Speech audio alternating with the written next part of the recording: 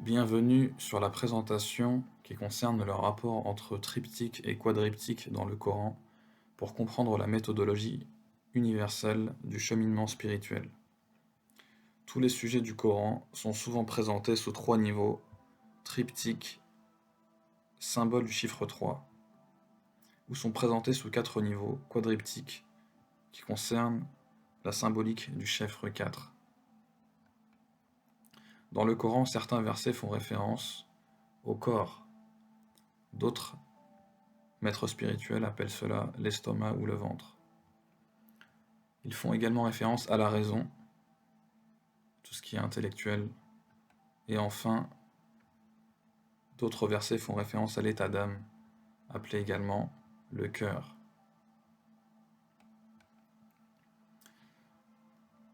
Le corps est notamment cité dans la sourate 2 Al-Baqarah dans le verset 247, où il nous est dit وَقَالَ لَهُمْ نَبِيُّهُمْ إِنَّ اللَّهَ قَدْ بَعَثَ لَكُمْ طَالُوتَ مَلِكًا قالوا أنى يكون له الملك علينا ونحن أحق بالملك منه ولم يؤت سعة من المال قال إن الله اصطفاه عليكم وزاده بسطة في العلم والجسم والله يؤتي ملكه من يشاء والله واسع عليم. Et leur prophète leur dit: Voici qu'Allah nous a envoyé Talut pour roi. Ils dirent: Comment régnerait-il sur nous? Nous avons plus de droits que lui à la royauté. On ne lui a même pas prodigué beaucoup de richesses. Il dit: Allah vraiment l'a élu sur vous et a accru sa part quant au savoir et à la condition physique, le corps. Et Allah alloue son pouvoir à qui il veut. Allah a la grâce immense et il est omniscient. Donc en effet, il est visible sur ce verset que le mot utilisé est le mot djism, et il est mentionné une personne qui a été élue quant à son savoir, mais également quant à sa condition physique, le djism, le corps. Dans la sourate Az-Zumar, le verset 9, cette fois-ci, on mentionne des éléments concernant la raison. Est-ce que celui qui aux heures de la nuit reste en dévotion, prosterné et debout, prenant garde à l'au-delà et espérant la miséricorde de son Seigneur? Dit: sont-ils égaux ceux qui savent et ceux qui ne savent pas? Seuls les doués d'intelligence se rappellent. Et dans ce verset, il est dit: قُلْ هَلْ يَسْتَوِي الَّذِينَ يَعْلَمُونَ وَالَّذِينَ لَا يَعْلَمُونَ. Sont-ils égaux ceux qui savent et ceux qui ne savent pas? Et enfin, le verset 88 et le verset 89 de la sourate 26 Ash-Shu'ara, les poètes, qui fait référence à l'état d'âme, au cœur. يَوْمَ لَا يَنْفَعُ مَالٌ وَلَا بَنُونَ إِلَّا مَنْ أَتَى اللَّهُ بِقَلْبٍ سَلِيمٍ. Le jour où ni les biens ni les enfants ne seront d'aucune utilité, sauf celui qui vient à Allah avec un cœur saint. Donc là on retrouve les trois niveaux: le corps, la raison et le cœur. Dans le Coran comme dans la Bible, qu'il s'agisse de l'Évangile, des Évangiles et de la Torah, certains versets font référence au corps. Et là, la question qui est posée, c'est: comment agis-tu? C'est-à-dire que le corps symbolise l'action.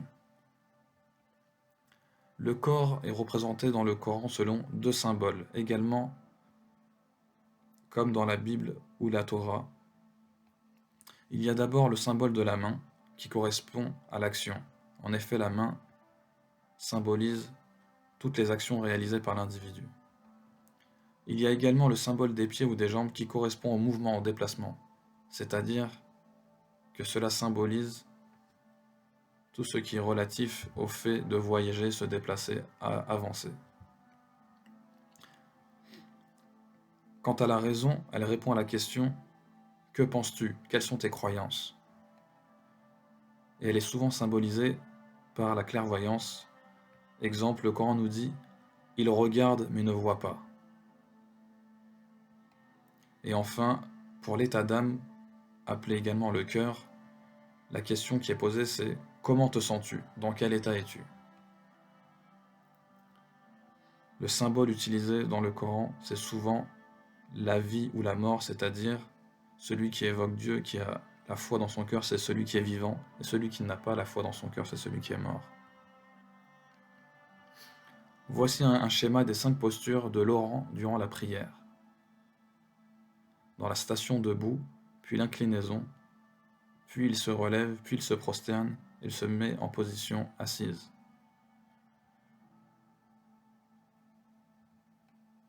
Nous allons voir en rouge la variation dans le cheminement spirituel entre le rapprochement vers Dieu et l'éloignement de Dieu. Ce qui est étonnant, c'est que nous voyons que ces niveaux de station, entre la station debout jusqu'à la station de la prosternation, nous montrent en réalité la variation qui concerne le modèle type du cheminement spirituel. Au départ, nous sommes éloignés de Dieu, puis nous nous rapprochons tout doucement, puis nous nous relevons à nouveau, puis nous nous rapprochons à nouveau, et nous nous relevons, etc., etc., et ça de manière infinie. Il n'y a jamais dans le cheminement spirituel une progression constante, il y a toujours des moments d'éloignement et des moments de proximité, et tel est le symbole également visible dans la prière. La prière qui elle-même nous montre de nombreux symboles. Nous avons dit que le corps est symbolisé par les mains et les jambes et les pieds. Nous avons dit également que les mains symbolisent l'action alors que les pieds ou les jambes symbolisent le déplacement.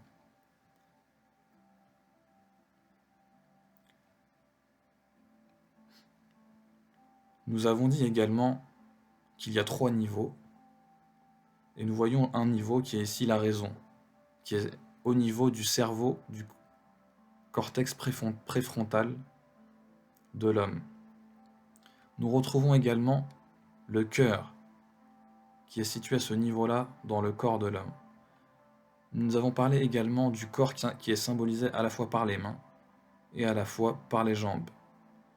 Donc là, nous retrouvons avec ces 4 points le triptyque raison, cœur et corps, qui est également un quadriptyque, c'est-à-dire qu'il y a 4 éléments, puisque le corps est symbolisé par les mains et les jambes, ou les pieds. Ce qui est étonnant, c'est que lorsque nous sommes en position d'inclinaison, nous allons retrouver la raison en jaune qui est au même niveau que le cœur. En effet, le cerveau est placé au même niveau que le cœur qui fait battre le sang.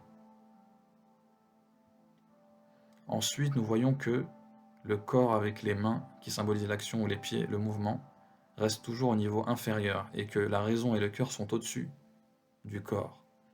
Et encore plus étonnant, s'il y a un alignement de la raison avec le cœur, dans la position de la prosternation, nous allons voir que cette fois-ci, la raison, le cortex préfrontal, qui est souvent considéré comme la zone de l'intuition, sera au même niveau que les mains et les jambes, qui sont le corps, alors que cette fois-ci, le cœur sera dans la position la plus haute, le cœur culmine. En effet, cette position de la prosternation, qui symbolise le fait du rapprochement le plus avancé auprès de Dieu, nous montre que c'est dans cette position seulement que le cœur culmine.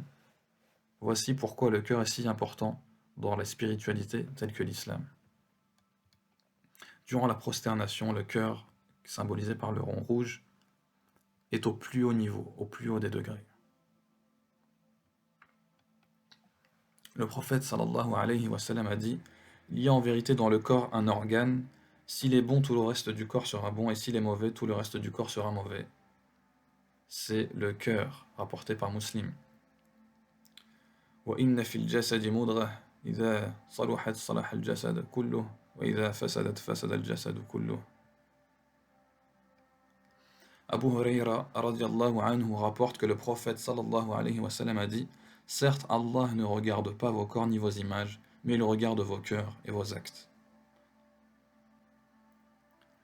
Abu Huraira encore lui rapporte que le prophète sallallahu alayhi wa sallam a dit « Lorsque l'homme commet un péché, une tache noire s'empreint sur son cœur.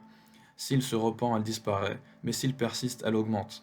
Tel est le sens des dires de Dieu. Leurs cœurs ont été endurcis par ce qu'ils ont accompli. » Et effectivement, ceci correspond à un verset où Dieu nous dit « Rana ala qulubihim ma kanu yaksibun » Abdullah ibn Abbas a dit « Le bienfait éclaire le visage, illumine le cœur, apporte l'aisance, donne de la force et rend l'homme plaisant et aimable aux autres. La mauvaise action noircit le visage, obscurcit son cœur, affaiblit son corps, diminue sa subsistance et le rend détestable. Et là, il nous est clairement démontré que si la personne a un cœur bon, saint et rattaché à Dieu, les personnes, toutes les créatures l'aimeront, même s'ils ne cherchent pas à faire en sorte qu'elles l'aiment. Et vice-versa, si la personne cherche à être aimé des individus alors qu'il a un cœur noir, un cœur malsain, les hommes, les individus, toutes les créatures le détesteront. Tel est le sens des paroles de Ibn Abbas, et ceci confirmé par les plus grands maîtres spirituels.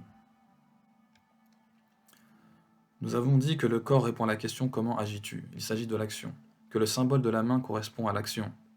Nous avons l'exemple dans la sourate Al-Ma'ida qui nous montre exactement l'utilisation du mot « main » qui est utilisé à chaque fois pour symboliser diverses actions.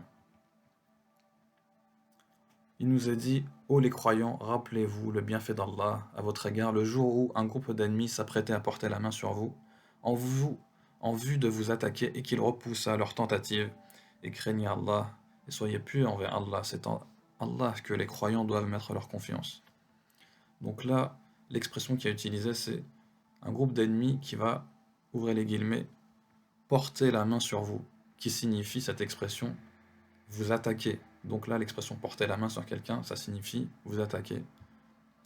An yabsutu ilaykum aydiyahum. Nous avons également, toujours dans la sourate Al-Ma'ida, dans le verset 28, si tu étends vers moi ta main pour me tuer, moi je n'étendrai pas vers toi ma main pour te tuer, car je crains Allah, le Seigneur de l'univers. Donc là, l'expression étendre vers moi ta main ou étendre vers quelqu'un la main signifie frapper quelqu'un. Donc, il est important, lorsque l'on étudie un texte spirituel tel que le Coran ou la Bible ou la Torah, à la fois de parler la langue de la révélation, comme l'arabe ou l'araméen ou l'hébreu, mais surtout également de connaître la symbolique des expressions. Celui qui maîtrise la langue arabe mais qui n'a pas maîtrisé la symbolique des expressions du moment coranique ou du moment de la révélation, qu'il s'agisse de la Torah ou de l'Évangile, il ne maîtrisera jamais le sens profond du Coran.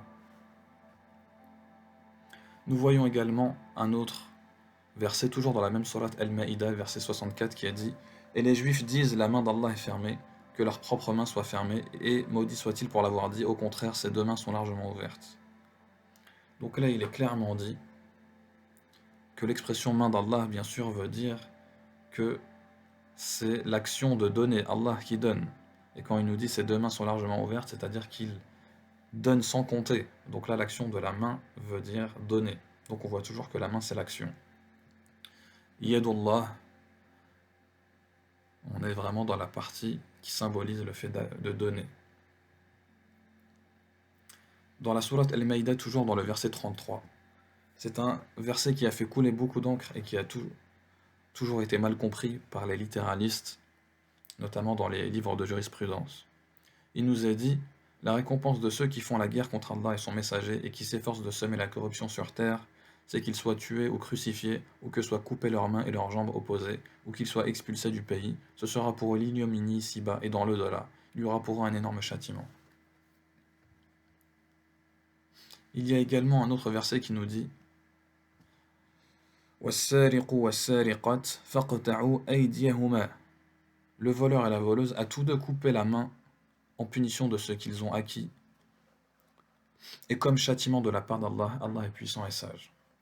Ces deux versets sont utilisés notamment dans certains pays comme l'Arabie Saoudite ou par des groupes terroristes comme Daesh qui disent appliquer le Coran et couper les mains et les jambes des individus. Or, comme nous l'avons vu précédemment, il s'agit en réalité d'une métaphore et les traductions, qu'il s'agisse de la traduction française ou d'autres, sont bien sûr erronées. Et paradoxalement, on va le retrouver dans l'histoire arabo-musulmane, dans la conception de certains juristes qui l'ont mentionné dans des livres de jurisprudence et qui ont émis des fatwas dans cette logique. Ceci a été combattu par de nombreux maîtres spirituels qui ont clairement précisé que le châtiment corporel n'a jamais existé en islam. Au contraire, toute la compréhension du Coran doit se faire à l'aune de la miséricorde. Le verset est utilisé en Arabie Saoudite ou par des groupes extrémistes pour faire le mal. Le verset que nous avons cité, la récompense de ceux qui font la guerre contre Allah et son messager et qui s'efforcent de semer la corruption sur terre, c'est qu'ils soient tués ou crucifiés, que soient coupées leurs mains et leurs jambes opposées. Ceci concerne le châtiment en fait par lequel Dieu menace Pharaon dans l'au-delà, par rapport à ce qu'il veut faire subir aux enfants d'Israël. Et nous allons effectivement retrouver ça dans la sourate Taha, le verset 20 et 71. Ouvrez les guillemets. Alors Pharaon dit, avez-vous cru en lui, c'est-à-dire Moïse, avant que je ne vous y autorise? C'est lui, votre chef, qui vous a enseigné la magie. Je vous ferai sûrement couper mains et jambes opposées, et vous ferai crucifier. Au tronc des palmiers, vous saurez avec certitude qui de nous est plus fort en châtiment et qui est le plus durable. Donc là, il nous dit clairement que Pharaon, il va dire « Je vous ferai sûrement couper mains et jambes opposées ». Et c'est ce que nous avons retrouvé dans la sourate Al-Ma'ida. Donc il ne s'agit pas d'un verset qui s'applique à tout le monde, mais c'est le verset qui concerne Pharaon. Et malgré cela, couper mains et jambes opposées n'est pas à prendre au sens propre avec un couteau, mais c'est une expression. C'est comme l'expression française « on lui a coupé les jambes sous les pieds » ou « prendre ses jambes à son cou ». Il s'agit d'expressions qui expliquent le fait que la personne sera immobilisée. Couper les mains, c'est-à-dire on va lui couper l'action, et couper les jambes, c'est-à-dire on va lui couper son déplacement. Ainsi la personne sera immobilisée, isolée, elle ne pourra ni agir ni se déplacer. Voici le sens de couper la main et les jambes dans le Coran et dans les livres spirituels. L'expression couper la main et jambes opposées signifie empêcher d'agir ou se déplacer. Et quel principe est appliqué ici? Sourate 40, verset 40. Quiconque fait une mauvaise action ne sera rétribué que par son pareil, et quiconque mâle ou femelle fait une bonne action, tout en étant croyant, alors ceux-là entreront au paradis pour y recevoir leur subsistance sans compter. Donc là, parce que Pharaon a dit aux enfants d'Israël qu'il va leur couper les mains et les jambes, c'est-à-dire qu'il va les isoler, les empêcher d'agir, en réponse, Dieu nous dit dans la sourate Al-Maïda, pour tous ceux qui font cette chose-là, et il y aura son équivalent. On va également faire la même chose, couper leurs mains et leurs jambes opposées. Bien sûr, les ignorants ne peuvent pas accéder à ce sens-là. C'est pour ça que, parce que le niveau intellectuel global de la communauté arabo-musulmane, de par l'histoire, a complètement chuté, même si ça s'améliore, c'est dans ce sens-là que l'interprétation n'a pu être améliorée, et les traductions restent d'un niveau médiocre. Exemple de la sourate 5, verset 38. Le voleur et la voleuse a tous deux coupé la main en punition de ce qu'ils se sont acquis, et comme châtiment de la part d'Allah, Allah est puissant et sage. Dans la sourate Al-Ma'ida, le mot main est cité environ 13 fois avec des significations différentes. Dans la sourate Yusuf, le mot main est cité 2 fois, avec l'utilisation du mot qata' qui signifie couper, mais qui n'a pas été traduit par sectionner les mains, car le mot couper a plusieurs sens, comme lorsqu'on dit couper la parole. Couper la parole en français ne veut pas dire prendre un couteau et couper. Ou dans le Coran, il est dit également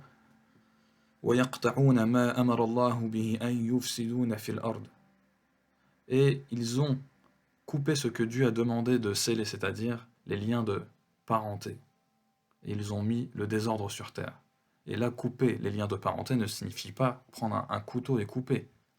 Donc l'expression couper ou l'expression main, bien sûr, est métaphorique et symbolique. Mais malheureusement, de nombreux musulmans ont du mal à accéder à ce sens, car encore une fois, le niveau intellectuel n'est pas assez élevé pour accéder à l'interprétation la plus juste. Et ce qui est étonnant, c'est que lorsqu'il existe des interprétations qui vont dans le sens de la miséricorde et des interprétations qui vont dans le sens de la cruauté, du sang et du malheur, les individus se penchent vers le sang et le malheur, comme si le cœur était noir, était mauvais. Et comment sera la situation de celui qui va se retrouver devant Dieu le jour de la résurrection et qu'il pensera que Dieu a ordonné de couper des mains? Comment sera la situation de celui qui a pensé que Dieu a ordonné à son prophète de couper des mains? Est-ce que le prophète pouvait-il faire cette chose-là, lui qui était une miséricorde pour l'humanité? Bien entendu, celui qui a un minimum de raison et d'intelligence et qui a un cœur saint ne pourra jamais croire ceci, et c'est dans ce sens que ce sont ces gens-là qui vont protéger la vérité. Comme l'a dit le prophète sallallahu alayhi wa sallam dans plusieurs de ces hadiths. Dans la sourate Yusuf, le verset 31, il est dit, en parlant des femmes qui ont voulu séduire Yusuf, lorsqu'elle eut entendu leur fourberie, elle leur envoya les invitations et prépara pour elles une collation, c'est-à-dire des femmes, et elle leur remit à chacune d'elles un couteau. Puis elle dit, sors devant elle. Lorsqu'elles le virent, elles l'admirèrent, se coupèrent les mains et dirent, à Allah ne plaise, ce n'est pas un être humain, ce n'est qu'un genre, un ange noble. Il est clairement précisé ici que la servante, la femme d'Al-Aziz, qui était amoureuse du prophète Joseph, Youssouf, qui était très beau, demanda à plusieurs femmes de venir contempler Youssouf. Elle les invita à une collation et leur remit un couteau. Et il est dit, lorsqu'elles virent le Youssouf, elles se coupèrent les mains. Et là, l'expression couper les mains ne signifie pas prendre un couteau et se couper. Et bien sûr, le verset porte à confusion, car le couteau a été donné pour la collation, c'est-à-dire pour déjeuner, et non pas pour se couper la main, ce qui est complètement stupide. Aucune personne ne va se couper la main volontairement. Donc là, l'expression couper la main, ça veut dire s'empêcher d'agir, s'empêcher de séduire Youssouf, s'empêcher de commettre ce qui est considéré comme une fornication. Et bien sûr, le piège ici, c'est que le mot couteau a été mis et les gens interprètent bêtement cela comme tranché. Ceci est retrouvé souvent dans les versets du Coran qui, par cette logique, nous met dans des pièges intellectuels pour inviter, comme une épreuve, l'individu à choisir le sens qui lui paraît le plus juste. C'est comme l'exercice qui consiste à demander à quelqu'un quelle est la couleur du lait, et il va dire blanc. Quelle est la couleur de la neige, et il va dire blanc. Et à ce moment-là, on va lui demander que boit le veau, et il va dire du lait. Que boit la vache, et il va dire du lait. Alors que la vache boit de l'eau, mais il va être influencé par le fait de l'avoir conditionné en lui demandant de quelle couleur est la neige par exemple, et il va dire blanc. Et la couleur blanche va entraîner dans sa tête une condition psychologique qui va l'entraîner par donner une réponse qui va être le lait, car le lait est blanc. Or, ceci est complètement erroné. Et dans la même logique, le verset ici nous invite à penser qu'elles se sont coupées avec un couteau, or le couteau a été donné seulement pour la collation.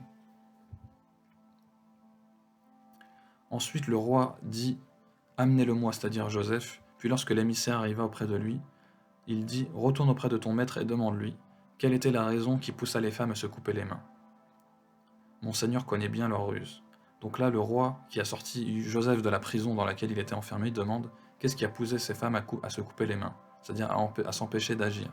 Et d'ailleurs, il va confirmer cette expression, cette traduction, parce qu'il va dire dans le verset juste après 51, « Alors le roi le dit, qu'est-ce donc qui vous a poussé à essayer de séduire Joseph ?» Il n'aura pas dit « qu'est-ce qui vous a poussé à vous trancher la main ?» Non, il a dit « qu'est-ce qui vous a donc poussé à essayer de séduire Joseph ?» Donc, l'expression « se couper la main » confirme que, en faisant ça, en fait, elles se sont empêchées de séduire Joseph. Certaines femmes se sont coupées la main lorsqu'elles ont vu Youssouf, c'est-à-dire qu'elles se sont empêchées de commettre la fornication, car elles ont tenté de le séduire. La preuve, le roi leur a dit « Pourquoi avez-vous tenté de le séduire ?» Deuxième preuve, l'expression « couper la main » est employée également dans la Bible. Dans le chapitre intitulé Matthieu, chapitre 5, verset 29, il est dit « Si ton œil droit est pour toi une occasion de chute, arrache-le et jette-le loin de toi, car il est avantageux pour toi qu'un seul de tes membres périsse et que ton corps entier ne soit pas jeté dans la géhenne. » Dans le verset 30, il est dit « Et si ta main droite est pour toi une occasion de chute, coupe-la et jette-la loin de toi, car il est avantageux pour toi qu'un seul de tes membres périsse et que ton corps entier n'aille pas dans la géhenne. » Donc là, il est encore validé le fait qu'il s'agisse de la Bible ou du Coran. Le fait de se couper un membre signifie de s'empêcher de commettre un péché.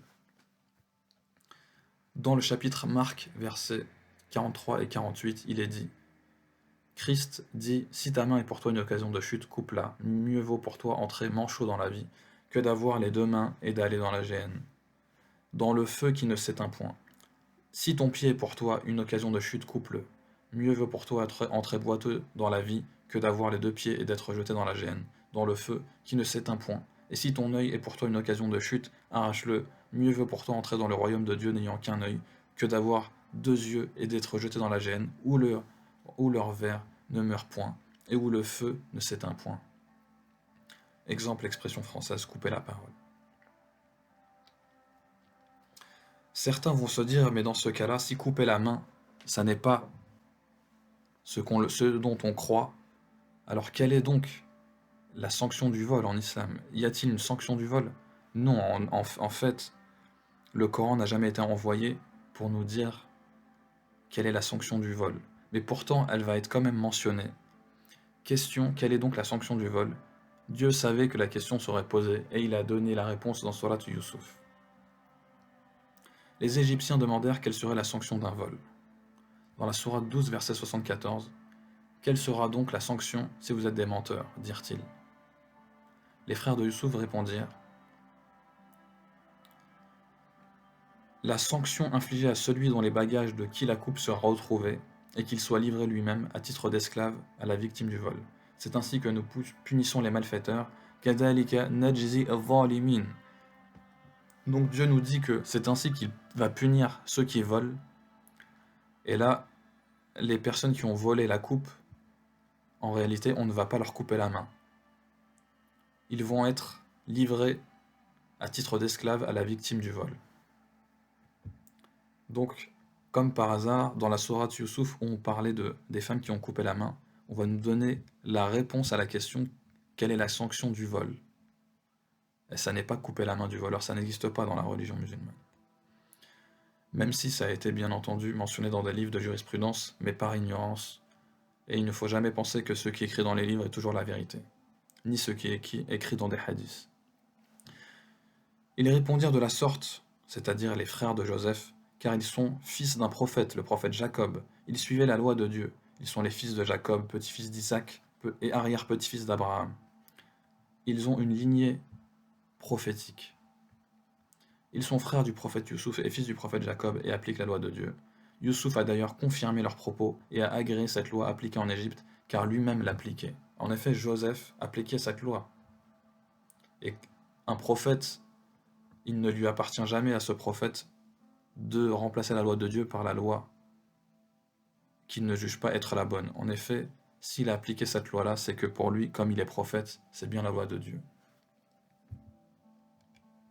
Ainsi, le voleur est retenu pour travailler en remboursement et en compensation du préjudice commis. Aujourd'hui en France, pays issu des siècles des Lumières, cela est appelé travaux d'intérêt généraux. Le travail d'intérêt général fut institué par la loi du 10 juin 83 et entra en vigueur le 1er janvier 84. Pour la première fois en France, une sanction faisait appel à l'implication de la société civile, partenaire associé directement à l'exécution de la peine, décrit le ministère de la Justice. Si nous continuons ainsi, nous allons voir également, toujours dans la sourate Al-Maïda, une expression qui reprend les ablutions et qui nous montre également les mains et les pieds. Ô les croyants, lorsque vous vous levez pour la salate, lavez vos visages et vos mains jusqu'aux coudes, passez les mains mouillées sur vos têtes et lavez-vous les pieds jusqu'aux chevilles. Donc là, il est clairement, encore une fois, précisé comment faire ces ablutions. Et nous voyons maintenant le symbole de la main, c'est-à-dire que lorsque nous faisons nos ablutions et que nous lavons nos mains, en réalité, c'est comme si, par la symbolique, nous purifions nos actions. Et quand nous lavons nos pieds, c'est comme si, par la symbolique, nous allons purifier nos déplacements, nos actions. Tel est le symbole des ablutions, et nous avons vu tout à l'heure qu'il y avait également des symboles dans la prière. Le symbole des pieds correspond au mouvement, au déplacement. Exemple, nous avons dans cette sourate, dans le verset 30 à 33, il est dit « Et à David nous fîmes don de Salomon, quel bon serviteur, il était plein de repentir. Quand un après-midi on lui présenta de magnifiques chevaux de course, il dit « Oui, je me suis complu à aimer les biens de ce monde, au point d'oublier le rappel de mon Seigneur, jusqu'à ce que le soleil se soit caché derrière son voile. Ramenez-les-moi. » Alors il se mit à leur couper les pattes et les mains. Alors il se mit à leur couper les pattes et les coups. L'expression couper les pattes et les coups correspond au fait d'arrêter les déplacements. Salomon, Suleyman, qui est prophète, a été distrait par les chevaux qui couraient, les chevaux de course. Il les empêche de courir pour ne pas être distrait par les chevaux de course. Donc là, l'expression couper les pattes et les coups ne signifie pas prendre un couteau et couper des pieds et des coups. Alors qu'il est prophète, il n'est pas stupide, alors que c'est un prophète qui est plein de sagesse. A contrario, il existe dans l'expression française prendre ses jambes à son cou, c'est-à-dire cette fois-ci courir très vite, alors que couper les jambes et les coups signifie ne plus courir, être isolé. Donc les jambes sont bien le symbole du mouvement et du déplacement. Exemple, Moïse avec le corps, la raison et le cœur. Dans la sourate Taha, cheminement spirituel de Moïse, nous voyons que pour atteindre la troisième étape du cœur saint, il faut un corps saint et libre et une raison saine et libre. Dans la sourate Taha, nous allons voir le cheminement spirituel de Moïse selon 3 étapes. La première étape, Dieu va libérer Moïse de l'illusion de son corps. Il lui dit « Inni ana rabbuka fakhla' na'alayka innaka bilwadi al-muqaddasi tuwa » Je suis ton Seigneur, ô Moïse, enlève tes sandales car tu es dans la vallée sacrée de Touwa. C'est-à-dire qu'il doit se libérer de ses pieds et marcher pieds nus. Cela symbolise la libération du mouvement, symbolisé par les pieds. Enfin, Dieu lui dit « Wama tilka biyaminika ya Moussa » Et qu'est-ce qu'il y a dans ta main droite, ô Moïse? La main droite, l'action purifiée, la droite étant la bonne voie. Allah lui dit « Qala alqiha ya Moussa » Jette-le, ô Moïse. C'est-à-dire qu'il doit se libérer de son amour pour l'action, qui est symbolisé par la main qui jette le bâton de Moïse.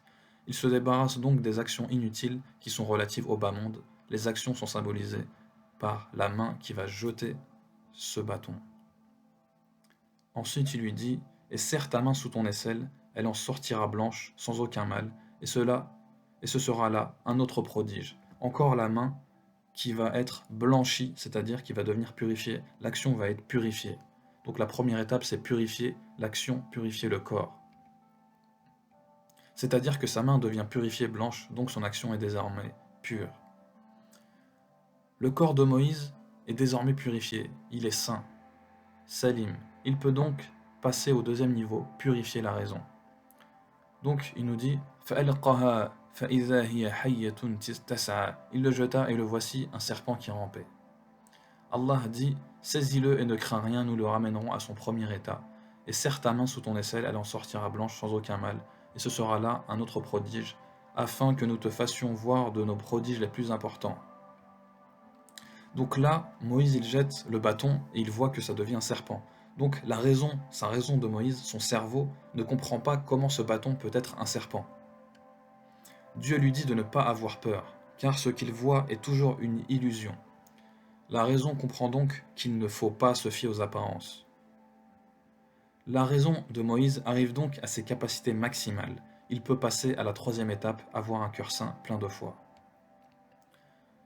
Je vous propose ici une réflexion sur le bâton de Moïse. Le bâton symbolise le bas monde, car il sert à Moïse à avoir sa subsistance en travaillant avec pour nourrir ses moutons. Avec les bâtons, il coupe les feuilles et il nourrit ses moutons. Ce bas monde est un serpent, même si en apparence on ne le voit pas. Dieu dit à Moïse de le jeter un instant et de reprendre le bâton. Pour le cheminement spirituel, il faut savoir jeter un instant nos occupations pour s'adonner à Dieu, puis revenir aux occupations, reprendre notre bâton. Pour certains maîtres spirituels, le bâton de Moïse n'est ni un bâton, ni un serpent, mais il est ce qu'on appelle l'essence divine qui change de forme. C'est ce qu'on appelle l'ordre de Dieu, Amrullah. Et d'ailleurs, Dieu nous dit وَمَا أَمْرُنَا إِلَّا وَاحِدَةٌ كَلَمْحٍ بِالْبَصَرِ. Et notre ordre est unique, il est plus rapide, aussi rapide qu'un clin d'œil. Un maître spirituel asiatique disait « Je me suis vu en rêve être un papillon qui volait. Mais que suis-je? Suis-je un homme qui rêve qu'il est un papillon, ou un papillon qui rêve qu'il est un homme? Non, je ne suis rien de tout cela, je suis l'essence divine inconnue. » En effet, tout ce que nous voyons n'est qu'une illusion, un rêve. D'ailleurs, le prophète disait « Les gens sont endormis, et lorsqu'ils meurent, ils se réveillent. » La raison arrive donc à ses capacités maximales, il peut passer à la troisième étape, avoir un cœur saint, plein de foi. Pour arriver au troisième niveau, il faut dépasser la raison, ce qui est appelé le supra-rationnel. Mais attention, le supra-rationnel concerne la sensation, c'est-à-dire que on aura cette expression qui va revenir « j'ai l'impression qu'il faut faire ceci, mais je ne sais pas pourquoi ». Donc lorsque l'on dit ça, au fond de nous, on va être dans le supra-rationnel. Le supra-rationnel nécessite obligatoirement d'avoir utilisé 100% de sa raison. Elle consiste à dépasser la raison. Il ne s'agit pas de ne pas l'utiliser. Exemple, on arrive sur un cheminement, sur un chemin qui débouche sur deux routes, une à gauche et une à droite. Mais laquelle choisir? On va d'abord utiliser notre raison pour chercher une solution. Exemple, lire un panneau, prendre un GPS, etc. Cependant, s'il n'y a pas de panneau ni de GPS, l'intuition va prendre le relais. On va donc choisir une route par instinct. La frontière entre la raison et le suprarationnel est l'intuition. La troisième étape pour Moïse, c'est d'avoir un cœur saint plein de foi. Donc Dieu dit à Moïse, rends-toi auprès de Pharaon car il a outrepassé toute limite. Moïse dit, Seigneur, ouvre ma poitrine et facilite ma mission. Qala rabbi shrah li sadri wa yassir li amri. Aidez-nous un nœud en ma langue, wahlul uqdatan min lisani, et afin qu'il comprenne mes paroles, yafqahu qawli. Et assigne-moi un assistant de ma famille, waj'al li waziran min ahli. Aaron, mon frère, Haroun akhi, accrois par lui ma force, ushdud bihi azri, et associe-le à ma mission, wa ashrikhu fi amri, afin que nous te glorifions beaucoup, kay nusabbihuka kathira, et que nous t'invoquions beaucoup, wa nadhkuraka kathira, et toi certes tu es très clairvoyant sur nous, innaka kunta bina basira. Donc là, Moïse, il demande à Dieu de lui mettre la foi dans son cœur quand il dit Rabbi shrah li sadri. Et ouvre-moi ma poitrine, cela veut dire mets la foi dans mon cœur. D'ailleurs, Dieu dit au prophète Alam nashrah laka sadrak. N'avons pas ouvert ta poitrine, c'est-à-dire mis la foi dans ton cœur.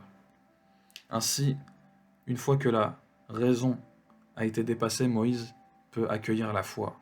Et c'est cette foi-là qui va lui permettre d'aller vers Pharaon. Car la raison, qu'est-ce qu'elle lui dit? Elle lui dit, comment vas-tu, toi, un homme seul, pouvoir battre Pharaon et son armée? Moïse donc lui dit, ouvre ma poitrine, c'est-à-dire mets la foi dans mon cœur. En résumé, Moïse demande à Dieu de lui donner un cœur saint, purifié, plein de foi en un Dieu qui le protégera de Pharaon. Il demande de lui faciliter sa mission car il sait que seul Dieu peut le faire. En effet, la raison de Moïse seul ne peut pas comprendre comment un seul homme peut vaincre Pharaon et toute son armée. Ceci est irrationnel, mais la foi peut le comprendre, c'est le ressenti intérieur. Moïse demande à Dieu un compagnon, son frère, seulement pour un seul objectif, qu'ils se fassent mutuellement le rappel de Dieu. Ceci montre la condition du cœur saint. Il faut toujours faire le rappel de Dieu, donc il est plus simple d'être deux pour le faire. Ainsi, ils se rappelleront que Dieu est avec eux, qu'il les protégera contre Pharaon. En conclusion, le cœur est l'organe le plus important. Le cœur est le roi, la raison est le ministre, le corps est le soldat. Exemple de la guerre. Il fut un temps où la guerre était effectuée par les corps. Les gens se combattaient avec des sabres à l'aide de leur corps. Mais en phase 2, certains ont développé le savoir de la raison, et par exemple, celui qui a développé la bombe nucléaire n'avait plus qu'à appuyer sur un bouton avec son doigt et éliminer toute une armée. Donc la raison était supérieure au corps. Et d'autres ont pensé que le cœur était supérieur que la raison et que le corps, en effet, des personnes comme Mohamed Ali ou Martin Luther King ou Nelson Mandela ont utilisé l'amour du cœur pour battre la raison et pour battre le corps. En effet, lorsque Mohamed Ali a été mis en prison ou Nelson Mandela a été mis en prison, il n'était impossible pour ceux qui l'avaient emprisonné de le tuer. Donc leur corps ne pouvait pas faire de mal à son corps, ni leur raison ne pouvait comploter contre lui, en effet, car ils se disaient, si nous le tuons, nous allons avoir toute la population contre nous. Et si nous allons l'exterminer et l'enterrer, nous allons voir les gens se recueillir sur leur tombe et ça va augmenter leur ferveur. Donc nous ne pouvons pas l'éliminer, nous sommes obligés de le garder. Donc là nous voyons comment le cœur est supérieur à la raison, est supérieur au corps. Il est d'abord nécessaire de prendre soin de son corps pour utiliser au mieux sa raison. Ceci permettra en troisième étape d'avoir un cœur apaisé. Attention, le Coran est un livre dont l'objectif est le cheminement spirituel vers Dieu. Ce n'est pas un livre de châtiment corporel, ceci n'existe pas même si certains l'ont écrit dans des livres de jurisprudence ou l'appliquent dans certains pays. Il ne faut pas confondre l'histoire des hommes avec la réalité coranique. L'homme est souvent en contradiction avec le Coran. Exemple, en Arabie Saoudite, la femme qui n'avait pas le droit de conduire. Est-ce que cela est logique? Passons maintenant au verset qui concerne les 4 étapes dans l'ascension complète du savoir selon le Coran. Il y a un verset qui nous dit هو الذي بعث في الأميين رسولا منهم يتلو عليهم آياته ويزكيهم ويعلمهم الكتاب والحكمة وإن كانوا من قبل لفي ضلال مبين. Qu'est-ce que cela nous dit? Cela nous dit, c'est lui qui a envoyé auprès de la communauté qui ignore le livre, car le terme ummi ne désigne pas l'illettrisme. Il désigne le peuple qui ne connaît pas le livre spirituel, qui ne connaît pas le Coran, qui ne connaît pas la Bible, qui ne connaît pas la Torah. Et d'ailleurs, le Coran nous dit وَلَكِنْ أُمِّيُّونَ لَا يَعْلَمُونَ الْكِتَابَ إِلَّا أَمَانِيُّهُمْ وَإِنْهُمْ إِلَّا يَفْقَهُونَ. Il nous dit, parmi un certain groupe, il y a des gens ummiyuna la yafqahun al-kitab, ils ne comprennent pas le livre. Voici le sens du mot ummi. Et donc là, un messager est envoyé pour quoi faire auprès de son peuple? Yatlu alayhim ayatihi. Il va d'abord leur réciter les signes de Dieu. Le mot ayat ici concerne les signes, la foi, il ne concerne pas les versets. Wa yuzakkihim, cette foi va les purifier. Et ensuite, il peut leur permettre d'enseigner le livre, c'est-à-dire le Coran. Et enfin, la dernière étape, wal hikma, la sagesse. Nous avons plusieurs sourates qui se suivent, la sourate 18, 17 jusqu'à la sourate 21, et qui vont symboliser ces 4 étapes. La sourate Al-Isra, le voyage d'ascension, nous montre le symbole de la montée des degrés, des stations, des étapes. La sourate 18, Al-Kahf, symbolise les signes de Dieu, la foi. Yatlu alayhim ayatihi. La sourate 19, Marie, elle symbolise la purification et la virginité spirituelle. Et là, on est dans l'étape wa yuzakkihim. La sourate Taha 20 symbolise le récit du Coran qui parvient à l'individu. Wa yu'allimuhum al-kitab. Et enfin, la sourate 21, Al-Anbiya, les prophètes, symbolise la sagesse, l'art de la décision du jugement, wal hikma. Ces sourates se suivent et nous allons voir effectivement qu'ils symbolisent bien ces 4 étapes, c'est-à-dire réciter les signes, purifier, enseigner le Coran et la sagesse. Ce sont toutes les étapes du savoir sacré vers le savoir de la proximité. Nous allons voir ceci en détail. Si nous prenons la sourate Al-Isra, le voyage d'ascension, qui symbolise la montée des degrés, des stations, des étapes du savoir sacré vers le savoir de la proximité. Il est dit: gloire et pureté à celui qui, de nuit, fit voyager son serviteur Mohammed de la mosquée Al-Haram sacrée à la mosquée Al-Aqsa éloignée, dont nous avons béni l'alentour afin de lui faire voir certaines de nos merveilles. C'est lui vraiment qui est l'audient, le clairvoyant. Qu'est-ce qu'il nous dit? Bismillahirrahmanirrahim. Subhanalladhi asra bi'abdihi laylan min al-masjid al-harami ila al-masjid al-aqsa. Donc là, il s'agit d'un cheminement spirituel entre la station de départ, la station sacrée, symbolisée par la mosquée Al-Haram, et la station la plus éloignée, symbolisée par la mosquée Al-Aqsa. Cependant, l'éloignement ici représente la proximité la plus forte auprès de Dieu. En effet, car il n'y a aucune fin au cheminement. Le cheminement est illimité. ce qui permet à chacun, selon son niveau de degré, de s'approcher de Dieu, selon ses capacités. La sourate La Caverne 18 symbolise les signes de Dieu et la foi. Yatlu alayhim ayatihi. En effet, il nous dit Am hasibta anna ashab al-kahfi wal-raqim kanu min ayatina ajaba. Penses-tu que les gens de la caverne et d'Al-Raqim ont constitué une chose extraordinaire d'entre nos signes? Et ensuite, il nous dit وَتَرَى الشَّمْسَ إِذَا طَلَعَتْ تَزَاوَرُ عَنْ كَهْفِهِمْ ذَاتَ الْيَمِينِ وَإِذَا غَرَبَتْ تَقْرِضُهُمْ ذَاتَ الشِّمَالِ وَهُمْ فِي فَجْوَةٍ مِّنْهُ ذَلِكَ مِنْ آيَاتِ اللَّهِ مَنْ يَهْدِ اللَّهُ فَهُوَ الْمُهْتَدِ وَمَنْ يُضْلِلْ فَلَنْ تَجِدَ لَهُ وَلِيًّا مُرْشِدًا. Donc il nous est dit, tu aurais vu le soleil quand il se lève s'écarter de leur caverne vers la droite, et quand il se couche passer à leur gauche, tandis qu'eux-mêmes sont là, dans une partie spacieuse de la caverne. Cela est une des merveilles, parmi les signes les plus étonnants d'Allah. Celui qu'Allah guide, c'est lui le bien guidé. Donc, ici les plus grands signes de Dieu concernent le fait qu'il guide qui il veut, la guider est l'un des plus grands signes de Dieu. C'est pour ça que la caverne symbolise les signes. Dans la sourate 19, ici, nous symbolisons la purification et la virginité spirituelle. La Vierge Marie, c'est la virginité spirituelle. Wa yuzakkihim. Il est dit dans le verset 12 Ya Yahya, khudhil kitab bil quwwa. Ô Yahya, tiens fermement au livre à la Torah. Nous lui donnâmes la sagesse alors qu'il était enfant. Wa hanana. Il nous dit ainsi que la tendresse de notre part et la pureté, il était pieux. وحنانا من لدنا وزكاة et la pureté. Donc là, le verset montre le fait que Yahya est quelqu'un de pur, Zaki.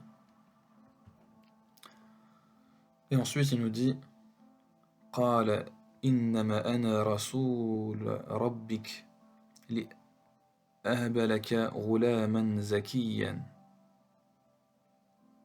Il dit, je suis en fait un messager de ton Seigneur pour te faire don d'un fils pur. Donc, toujours dans la sourate Marie, Dieu nous dit que il va faire un don d'un fils pur, Zakiyan. Il nous dit également dans le verset 35, il ne convient pas à Allah de s'attribuer un fils, gloire et pureté à lui. Subhanahu, qui est dans le sens pureté à lui, il est purifié de tout ce qui lui associe. Dans le cheminement spirituel, Marie représente la pureté par excellence. On l'appelle la Vierge Marie car elle est vierge de tout mal, de toute mauvaise croyance. La pureté consiste à nettoyer nos mauvaises pensées, à se vider de nos pensées pour les déconstruire. Exemple dans la sourate 94, il est dit فَإِذَا فَرَغْتَ فَانْصَبْ. Quand tu te libères donc, lève-toi et à ton Seigneur aspire. وَإِلَى رَبِّكَ فَارْغَب. Cette sourate demande de se libérer, c'est-à-dire de se vider des mauvaises croyances. Le mot faragta veut dire se vider, se purifier. Dans la sourate Taha, ici, il y a le symbole du récit du Coran. وَيُعَلِّمْهُمُ الْكِتَابَ. Il leur enseigne le livre.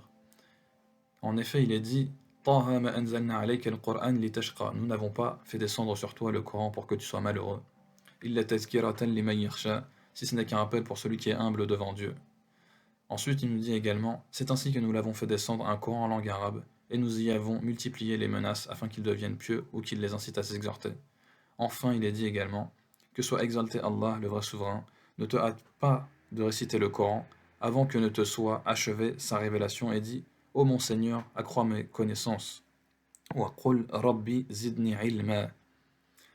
En effet, nous avons auparavant fait une recommandation à Adam, mais il oublia, et nous n'avons pas trouvé chez lui de résolution ferme.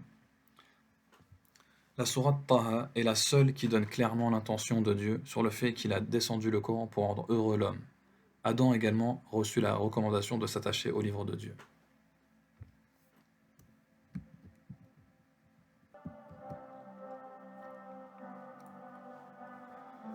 Enfin, la sourate Al-Anbiya, les prophètes, symbolise clairement la sagesse, l'art de la décision, ou Al-Hikmah, il leur enseigne la sagesse. Le dernier verset de la sourate Al-Anbiya, il nous a dit قال ربي حكم بالحق Il dit: Seigneur, juge avec sagesse en toute justice, et notre Seigneur, le tout miséricordieux, c'est lui dont le secours est imploré contre vos assertions. Le dernier verset de la sourate Al-Anbiya, il est dit: Rabbi hkum bil haqq. Ici, bien sûr, le jugement signifie la sagesse. Dans le verset 74 de la sourate Al-Anbiya, il est dit également: Wa Lutan ataynahu hukma. Et Lot, nous lui avons donné la capacité de juger, hukma, et le savoir. Lot était un prophète. Il est également dit, et David et Salomon, qui étaient des prophètes, quand ils eurent à juger au sujet d'un champ cultivé ou des moutons appartenant à une peuplade, étaient allés paître la nuit, et nous étions témoins de leur jugement. Wa Daoud wa Sulayman iz yahkuman. Il dit également: nous la fîmes comprendre à Salomon, et à chacun nous donnâmes la faculté de juger. Donc nous voyons bien que les prophètes sont le symbole de la sagesse, car ils atteignent cette station spirituelle. En effet, ils sont des modèles pour nous montrer le cheminement spirituel. C'est pour cela que la sourate Al-Anbiya, elle symbolise la 4e étape, il leur enseigne la sagesse. Donc, en résumé, nous avons dit que les sourates suivantes sont clairement un symbole des 4 étapes de l'ascension complète vers chaque station spirituelle. Al-Islam, Al-Iman, Al-Ihsan. En effet, quand il est dit هو الذي بعث في الأميين رسولا منهم يتلو عليهم آياته ويزكيهم ويعلمهم الكتاب والحكمة وإن كانوا من قبل لفي ضلال مبين. C'est lui qui a envoyé un prophète pour, première étape, il leur récite les signes de Dieu. يتلو عليهم آياته. Deuxième étape, ويزكيهم. Troisième, il leur enseigne le livre. ويعلمهم الكتاب. Quatrième, il leur enseigne la sagesse. والحكمة. Et chacun des éléments, chacune des étapes est associée à une sourate, entre la sourate Al-Kahf à la sourate Al-Anbiya, et la sourate Al-Isra montre l'ensemble des étapes du savoir sacré vers le savoir de la proximité. Voyons maintenant le triptyque du degré de conviction yaqin. Il faut savoir que le cheminant, lorsque le cheminant spirituel, qui est appelé également en arabe Al-Murid, c'est-à-dire celui qui veut se rapprocher de Dieu, Yurid, il veut. Lorsque ce cheminant spirituel avance vers la proximité de Dieu, il avance selon les 4 étapes que nous avons vues ci-dessous, et récite les signes, les purifie, leur enseigne le livre, leur enseigne la sagesse. Il va passer par ces 4 étapes, mais toujours selon 3 niveaux de certitude, 3 niveaux de conviction. La conviction appelée conviction par le savoir, ilmul yaqin. La conviction appelée conviction par la vision oculaire, aynul yaqin. Et enfin, la conviction par l'expérience vécue, haqq al-yaqin. Ceci est relatif à un niveau plus ou moins fort de conviction. La conviction par le savoir, ilmul yaqin, est plus proche d'un doute important, alors que la conviction par expérience vécue, haqq al-yaqin, est plus proche de la certitude. Et bien entendu, entre les deux, nous avons une conviction médiane. Quelle est la différence entre la certitude et la conviction ? La certitude, c'est une conviction à 100%, alors que quand la conviction n'a pas atteint encore 100%, qu'elle est entre 0,0 et 99,9%, nous sommes dans ce qu'on appelle la conviction et pas la certitude. Voici les preuves des niveaux de certitude dans le Coran. Il est dit dans la sourate At-Takathur: ألهاكم التكاثر حتى زرتم المقابر كلا سوف تعلمون ثم كلا سوف تعلمون كلا لو تعلمون علم اليقين. Sûrement si vous saviez par la science de la conviction. علم اليقين. لترون الجحيم. Vous verrez certes la fournaise. Donc, parce que la personne a la science de la conviction, elle peut visualiser le feu de l'enfer. La conviction par le savoir, ilmul yaqin. Certes, si vous saviez par la science de la conviction, eh bien vous verriez la fournaise. Si tu as une forte science de conviction sur un sujet, c'est comme si tu vas visualiser le sujet. Même si tu n'as jamais été à New York, comme tu as la conviction par le savoir que New York existe, et qu'on t'a raconté que New York était fait de gratte-ciel, eh bien c'est comme si tu voyais les gratte-ciel. Voici ce que signifie ilmul yaqin, la conviction par le savoir. Ensuite, il y a un niveau au-dessus qui est ثُمَّ لَتَرَوُنَّهَا عَيْنَ الْيَقِينِ. Puis vous la verrez certes avec l'œil de la conviction. Puis assurément vous serez interrogé ce jour-là sur les délices. ثُمَّ لَتُسْأَلُنَّ يَوْمَئِذٍ عَنِ النَّعِيمِ. L'œil de la conviction qui est Aynul Yaqin, cette fois-ci, c'est la conviction par la vision oculaire. C'est-à-dire que New York, si tu n'as jamais été, tu es dans ce qu'on appelle Ilmul Yaqin, la conviction par le savoir. Mais le jour où tu vas la voir de tes yeux, tu vas te déplacer dans cette ville et tu vas la regarder, tu vas être dans l'œil de la conviction, car tu vas la voir avec tes yeux, de ce qu'on appelle finalement Aynul Yaqin. Enfin, il existe un troisième niveau, qui est la conviction par l'expérience Haqq al-Yaqin. Si celui, dans le Coran, il nous dit, si celui-ci est du nombre des rapprochés d'Allah, فَأَمَّا مَنْ إِنْ كَانَ مِنَ الْمُقَرَّبِينَ, alors il aura du repos, de la grâce et un jardin des délices. فَرَوْحٌ وَرَيْحَانٌ وَجَنَّةُ نَعِيمٍ. Et s'il est du nombre des gens de la droite, وَأَمَّا إِنْ كَانَ مِنْ أَصْحَابِ الْيَمِينَ, il sera accueilli par ces mots, paix à toi de la part des gens de la droite, فَسَلَامٌ لَكَ مِنْ أَصْحَابِ الْيَمِينَ. Et s'il est de ceux qui avaient traité de mensonges la résurrection et s'était égaré, وَأَمَّا إِنْ كَانَ مِنَ الْمُكَذِّبِينَ ضَالِينَ, alors il sera installé dans une eau bouillante, فَنُزُلٌ مِنْ حَمِيمٍ, et il brûlera dans la fournaise, وَتَصْلِيَةُ جَحِيمٍ. Rappelez-vous, nous avons déjà dit dans d'autres tafsirs que là, le fait de brûler a en fait une sagesse derrière, c'est-à-dire que c'est une purification, et non pas une souffrance. إِنَّ هَذَا لَهُوَ حَقُّ الْيَقِينِ, c'est cela la pleine certitude par l'expérience, c'est-à-dire là, nous allons atteindre la conviction totale, la certitude. Donc là, il nous dit إِنَّ هَذَا لَهُوَ حَقُّ الْيَقِينِ. فَسَبِّحْ بِاسْمِ رَبِّكَ الْعَظِيمِ, glorifie donc le nom de ton Seigneur le très grand. Donc nous avons vu qu'il y a 4 étapes pour le cheminement de savoir. Mais ces 4 étapes, finalement, sont liées à 3 niveaux de conviction. En effet, il y a la conviction par le savoir, c'est par exemple, il nous récite les signes de Dieu. Les signes de Dieu, c'est par exemple le fait de savoir que la mer est un signe de Dieu. Ceci correspond à la conviction par le savoir, car nous n'avons pas été voir la mer, mais nous savons que c'est un signe de Dieu. Maintenant, si nous allons voir la mer, nous allons nous déplacer jusqu'à la mer, nous allons atteindre le niveau de la conviction par la visualisation, c'est-à-dire qu'on va voir la mer de nos propres yeux. Et si on plonge dans la mer maintenant, nous allons atteindre la conviction par l'expérience vécue. Se baigner dans la mer, c'est vivre l'expérience de l'instant. Voici la différence entre ilmul yaqin, aynul yaqin, haqq al yaqin. Les purifier, par exemple, c'est savoir que la protection de Dieu en dehors, la protection en dehors de Dieu est une illusion. C'est-à-dire je me purifie des mauvaises croyances. Maintenant, le deuxième niveau, Aynul Yaqin, c'est voir, constater que personne ne peut nous sauver en dehors de Dieu. Et enfin, le troisième niveau, c'est par exemple vivre l'expérience de ne pas pouvoir être sauvé par quelque chose en dehors de Dieu. Exemple, quelqu'un est jeté dans la mer, à ce moment-là, il appelle les gens, mais personne ne peut le sauver. Il se rend compte, il constate que personne ne peut le sauver. Et s'il voit cette scène-là, il est dans Aynul Yaqin. Mais s'il vit cette scène-là, il est dans Haqq al-Yaqin.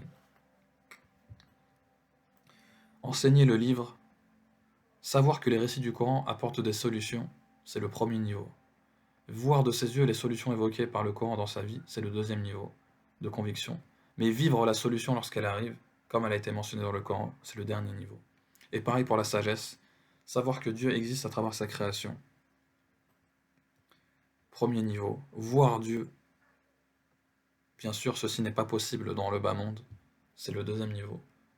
Vivre la proximité avec Dieu, c'est le troisième niveau.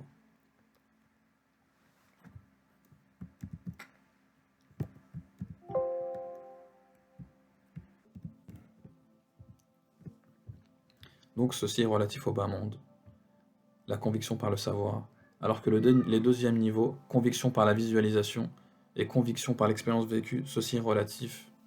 Les deux sont relatifs à l'au-delà. En effet, par exemple, dans l'au-delà, l'au-delà sera réservé pour voir Dieu, vivre la proximité avec Dieu. Alors qu'ici, nous ne pouvons accéder qu'au savoir que Dieu existe. En résumé, si nous nous intéressons à la conviction par le savoir, nous avons un hadith intéressant qui est rapporté par At-Tabarani dans Al-Mu'jam al-Kabir. Il nous dit, rapporté par Al-Harith ibn Malik al-Ansari, selon lequel il est passé auprès du messager d'Allah sallallahu alayhi wa sallam, il dit: comment tu t'es réveillé ce matin, ô Haritha? Et il a répondu, le compagnon Haritha: je me suis retrouvé vraiment croyant. Et il dit: réfléchis bien à ce que tu dis, car toute chose repose sur une vérité.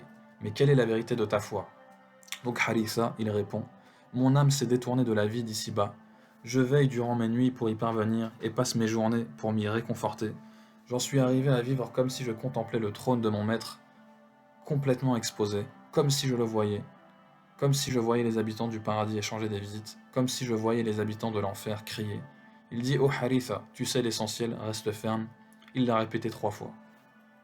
Donc là on voit un compagnon, et on voit le prophète sallallahu alayhi wa sallam qui accompagne le cheminement spirituel du compagnon et lui demande: comment tu t'es réveillé ce matin? Il lui a dit: comme un croyant. Prouve-le que tu as atteint la station du croyant, Al-Iman. Il lui dit: parce que c'est comme si je voyais Dieu, comme si je voyais les gens de l'enfer, comme si je voyais les gens du paradis. C'est-à-dire, il visualise simplement par le savoir. Simplement par son savoir, il peut visualiser, conceptualiser. Toujours dans la conviction par le savoir, la sourate At-Takafur, nous l'avons citée, qui nous dit: si vous saviez par la science de la conviction, vous verrez certes la fournaise, la taraoun al-jahim. Dans un autre hadith, il est dit, d'après un homme de Nukha', j'ai entendu Abu Darda radiyallahu anhu dire au moment de sa mort: je vais vous informer d'un hadith que j'ai entendu du prophète sallallahu alayhi wa sallam. J'ai entendu le prophète sallallahu alayhi wa sallam dire: attache-toi à Allah comme si tu le voyais.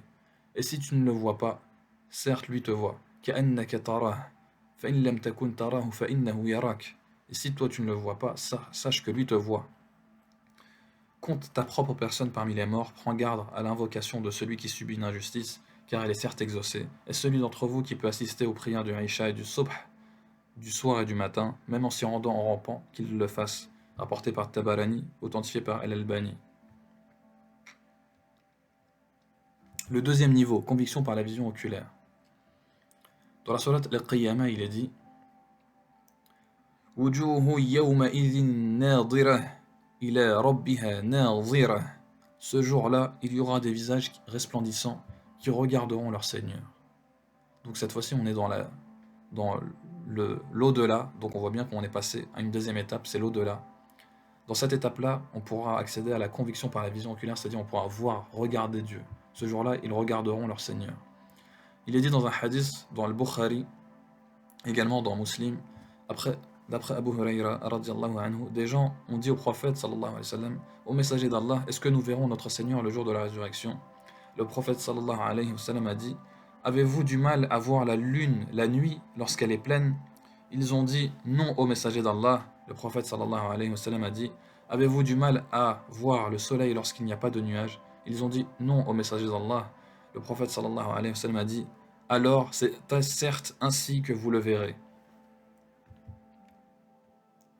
La conviction par l'expérience vécue, la dernière étape, haqq al-yaqin.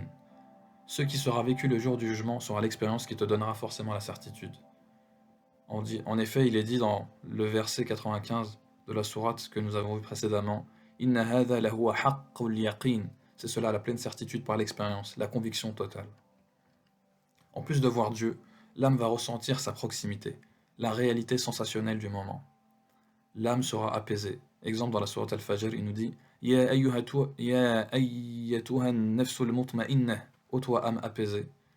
Irji'i ila rabbiki radiyatan mardiyah.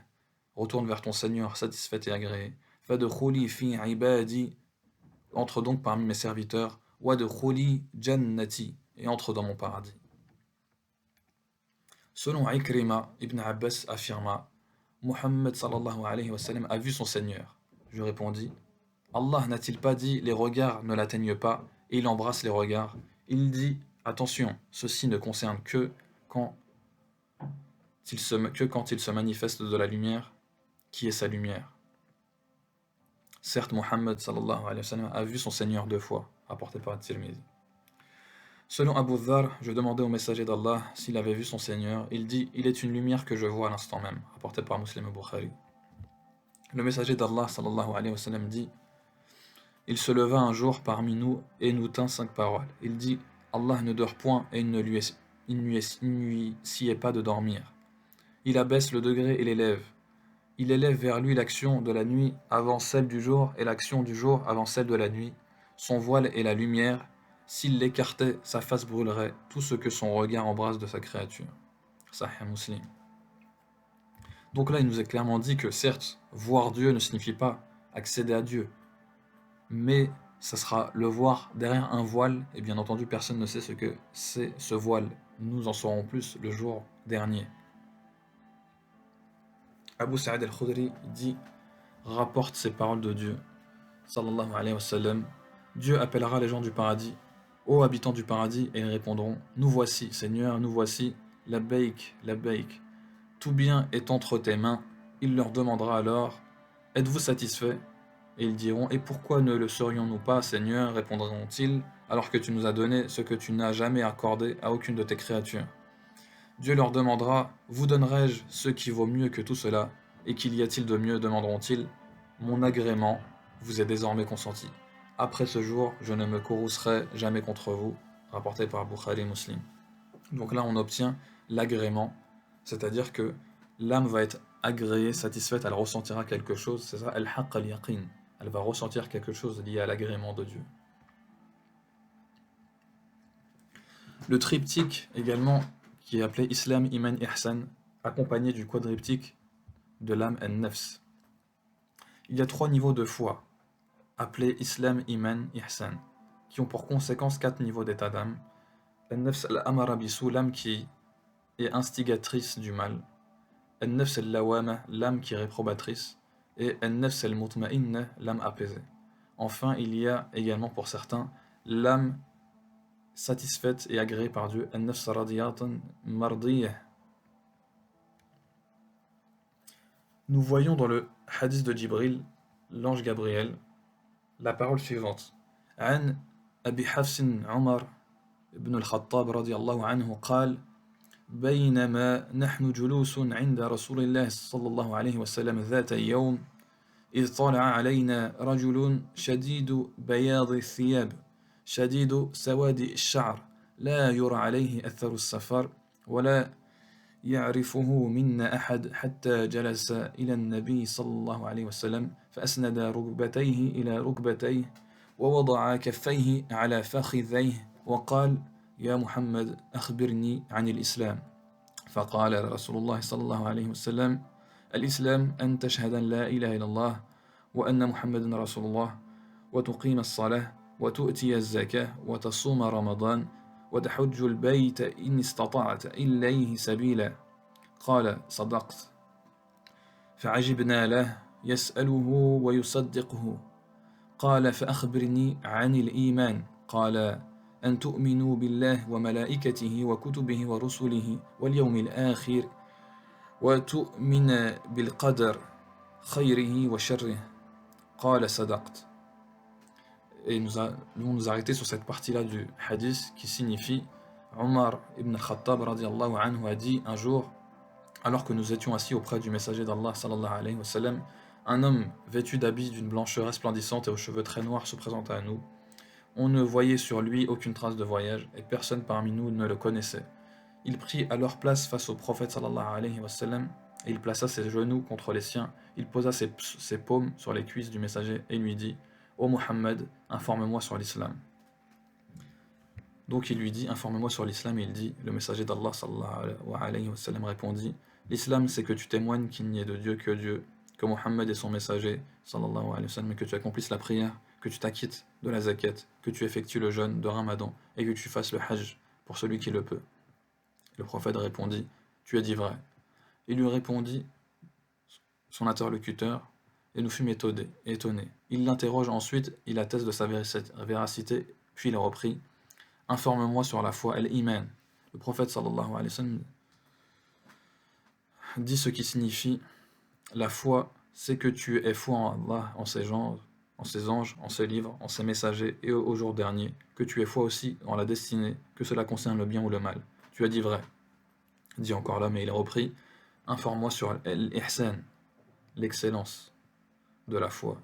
Il dit, l'ihsan consiste à adorer Allah comme si tu le voyais, كأنك تراه, car si tu ne le vois pas, فإن لم تكن تراه, lui te voit, فإنه يراك, répondit le prophète sallallahu alayhi wa sallam.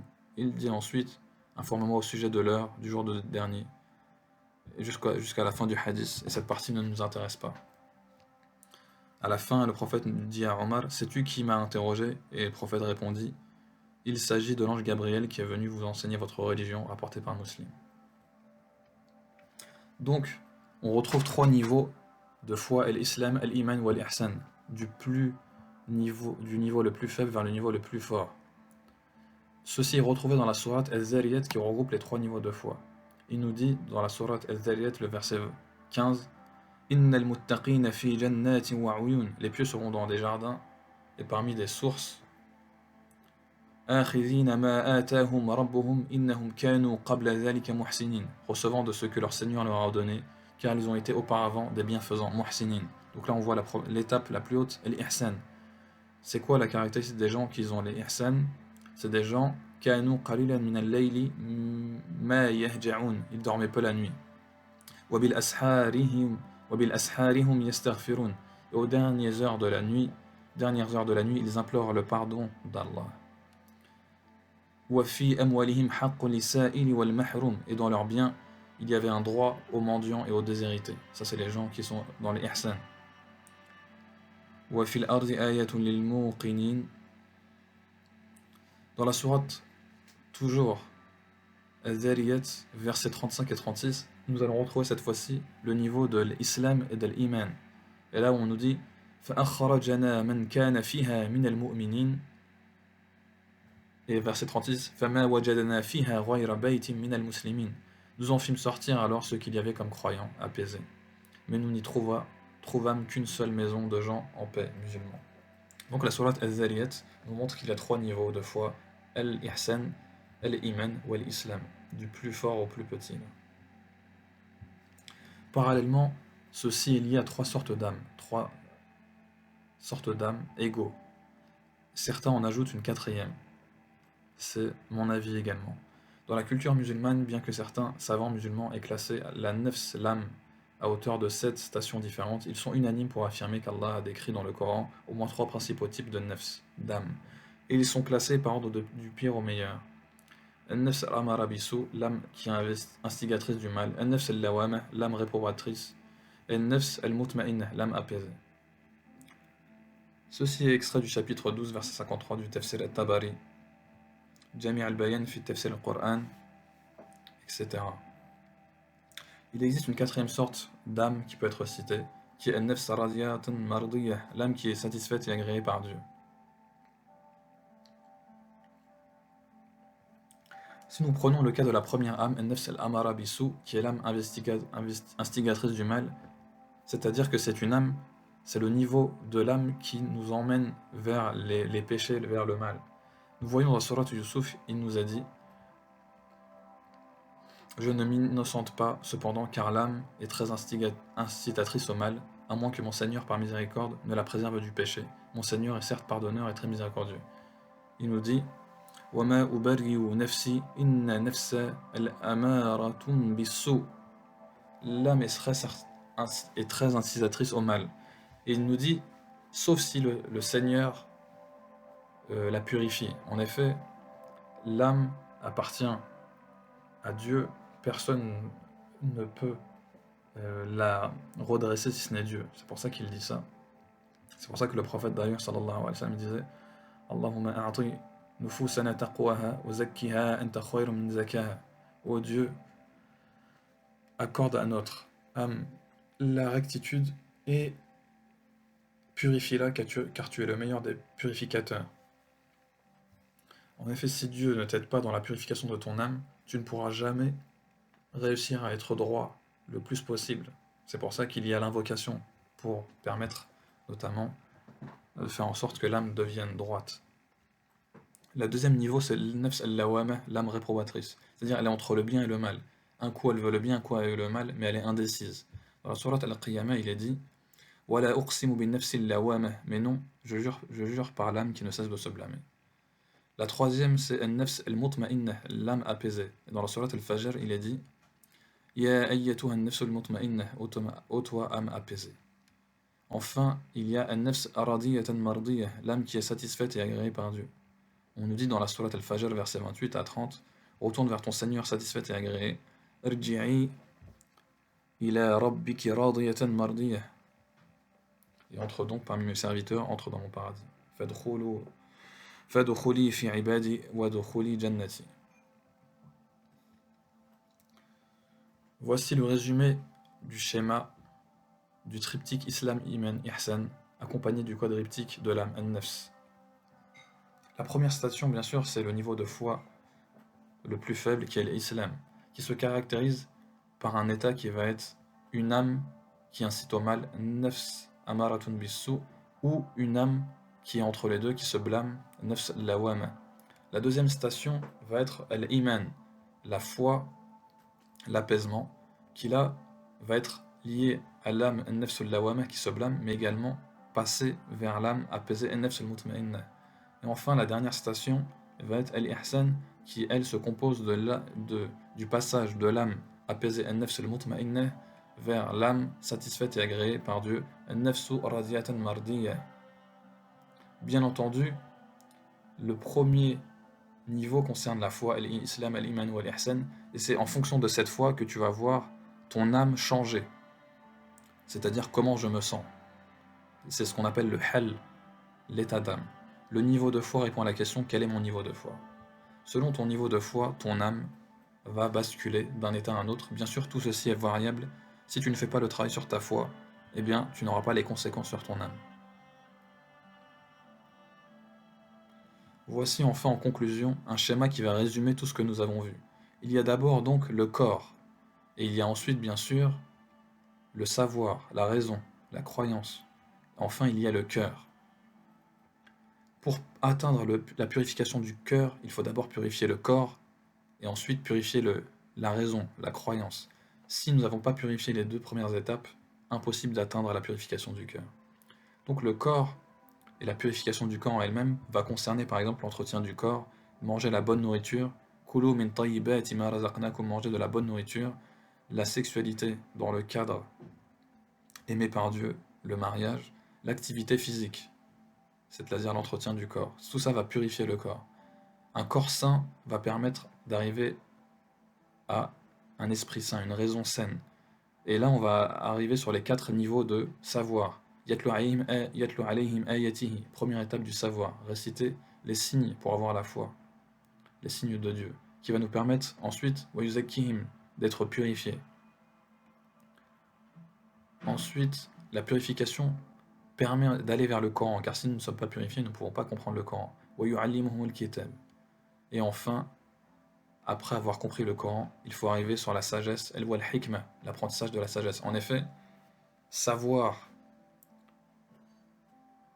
que, par exemple, la bombe, savoir par exemple que l'atome permet de faire de l'électricité, c'est quelque chose d'utile. Maintenant, utiliser l'atome pour faire une bombe nucléaire, c'est manquer de sagesse. Donc nous voyons comment le savoir peut être soit entraîner la non-sagesse, soit entraîner la sagesse. Exemple, savoir que la tomate c'est un fruit, c'est un savoir.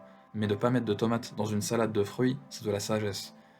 Et toute cette sagesse, elle est symbolique des prophètes. Et c'est pour ça que le prophète, sallallahu alayhi wa sallam, il ne va pas, par exemple, interdire à quelqu'un quelque chose d'interdit. Exemple, quand un bédouin est venu uriner dans la mosquée, alors que c'est interdit, il ne lui a pas dit c'est interdit. Il lui a parlé avec sagesse en lui expliquant. C'est ça la sagesse. Et c'est la même chose pour le Coran. Voir notamment le fait qu'il est mentionné couper la main, et bien certes tu as ce savoir-là, mais en fait tu n'as pas la sagesse pour comprendre que l'expression couper la main ne veut pas dire trancher avec un couteau, mais plutôt arrêter l'action. Ces étapes concernent bien sûr les étapes du savoir sacré vers le savoir de la proximité. Le Masjid al-Haram vers le Masjid al-Aqsa. Nous allons ensuite, grâce à ce savoir, avoir des conséquences sur la raison. Et ceci est invariable. En effet, lorsque tu as acquis un savoir, tu ne peux pas le perdre, hormis une maladie intellectuelle. C'est invariable. Et cette conséquence sur la raison aura également des conséquences sur le niveau de foi. Mais cette fois-ci, c'est variable. La foi est variable si on ne la travaille pas. Le niveau de foi aura des conséquences sur l'état de conscience, l'état d'âme. Bien sûr, c'est variable également. Concernant le savoir, bien entendu, nous avons vu que c'est lié à la conviction. Plus on avance dans le savoir, avec une conviction forte, plus on va s'approcher de la certitude. Et plus on a un savoir faible, moins on va avoir de certitude. Donc nous avons dit que ces 4 étapes, enseigner la sagesse, réciter les signes de Dieu, purifier, lire le Coran, enseigner le Coran, enseigner la sagesse, on va les franchir avec 3 niveaux de certitude, de conviction, pardon. La conviction altérée par un niveau de doute important, c'est le début du cheminement. En effet, au départ, l'individu doute. C'est pour ça que le prophète Abraham dans le Coran, demande à Dieu de lui montrer un signe. Et Dieu lui dit « Est-ce que tu doutes ?» Il dit « Non, mais c'est pour que mon cœur soit apaisé. » Au départ, l'individu doute dans son cheminement. Ensuite, il va entrer dans ilmul yaqin, la conviction par le savoir. Puis par aynul yaqin, la conviction par la visualisation. Et enfin, haqq al-yaqin, la conviction par l'expérience. Nous avons dit par exemple que savoir que la mer est un signe de Dieu, c'est la conviction par le savoir. Voir la mer, une fois qu'on se déplace vers la mer, on la voit, c'est la conviction par la visualisation. Et ensuite, on a la conviction par l'expérience, se baigner dans la mer, vivre l'expérience de l'instant. C'est pareil avec Dieu, savoir que Dieu existe à travers sa création, c'est une conviction qui sera plus forte si on sait, si on peut voir Dieu. Et enfin, vivre la proximité avec Dieu, goûter et ressentir une réalité, c'est la conviction par l'expérience.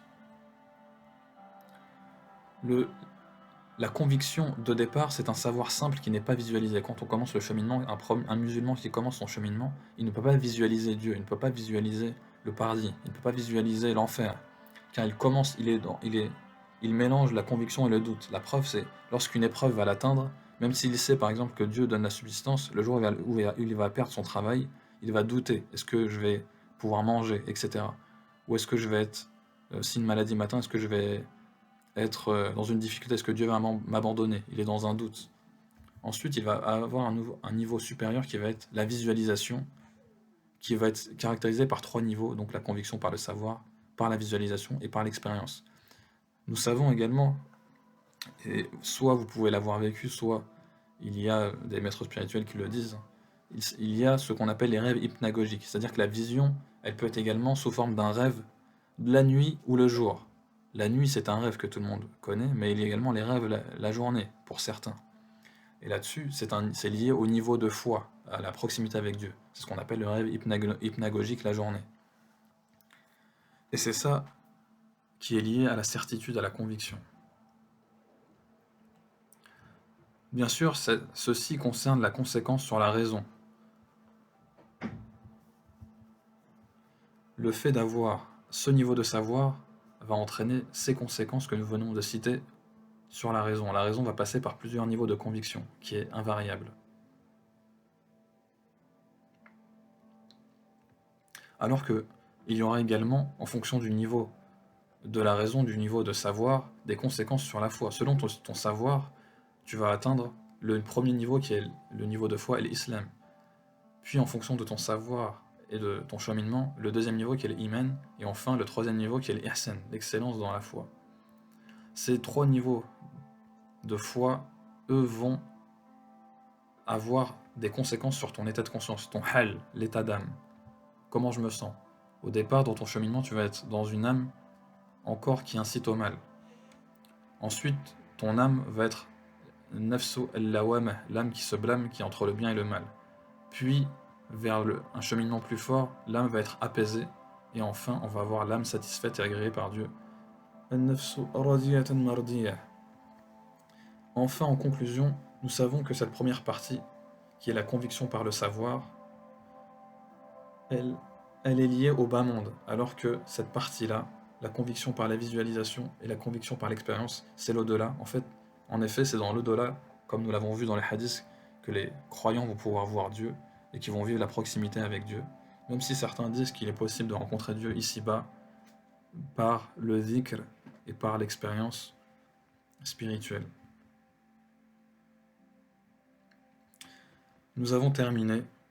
أقول قولي هذا واستغفر الله لي ولكم سبحان ربك رب العزة عما يصفون وسلام على المرسلين والحمد لله رب العالمين